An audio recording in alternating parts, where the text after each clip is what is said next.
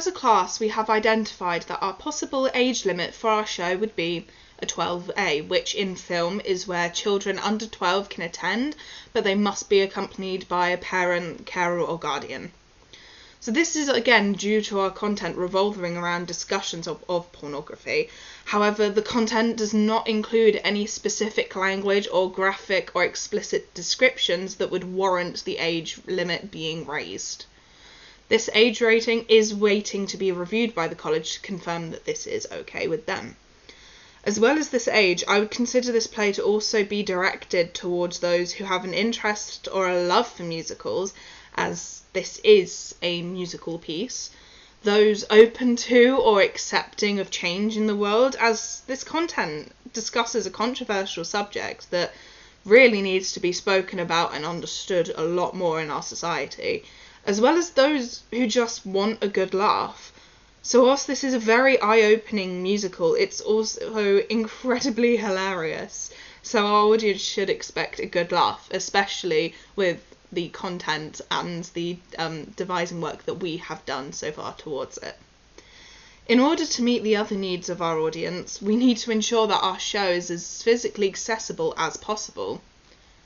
So I do not have any information on accessibility at the Drum, so I will only be discussing our performances at the Key Theatre.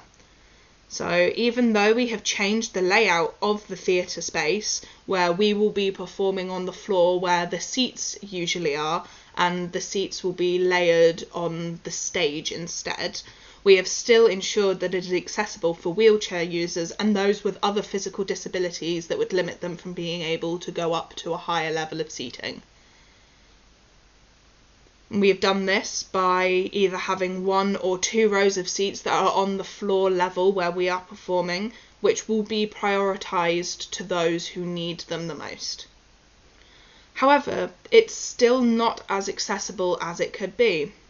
We currently do not have direct access to a BSL interpreter for deaf or hard of hearing people, and whilst I have recently found out that we do in fact have access to an induction loop for audio descriptions, it is currently not set up, and it would take more time than we have to be able to get it set up in time for our show.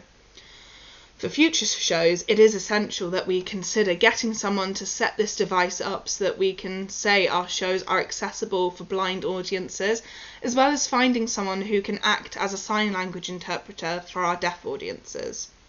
We are also considering arranging a relaxed performance of our show after our main dates, for those who need a more relaxed experience, where we would reduce any flashing lights that we may have, keeping the house lights on so it's a more comfortable environment, quietening the sound, and leaving space for audience members to walk around if they need to. And this is something that I believe we should consider or do for all future shows held into the theatre to ensure that we can be accessible as possible and cater to all audiences.